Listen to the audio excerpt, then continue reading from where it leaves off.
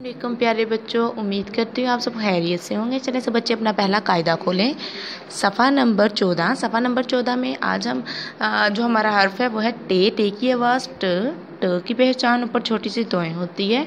आज हम ट से एक लफ्ज़ बनाना सीखेंगे। चले आए मिलकर बनाते हैं। आ ट आटा, आटा, आ ट आटा, आटा, आट आटा, आटा। तो बच्चों आपने आज का लफ्ज़ आपका ये है, इसको अच्छे से याद करना है और अपने रफ रजिस्टर पर इसको लिखने की कोशिश करनी है। और आपने अमली कायदे पे इससे मिलती जुलती, इससे मुतल्लिका जो सरगर्मी वो करनी है।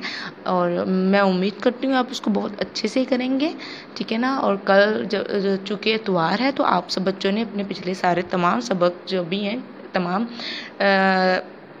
बुक्स के जितने भी इसबाक हैं आपने उनको अच्छे से दोहराई करनी है उनकी। ओके बच्चों, अल्लाह हाफिज़।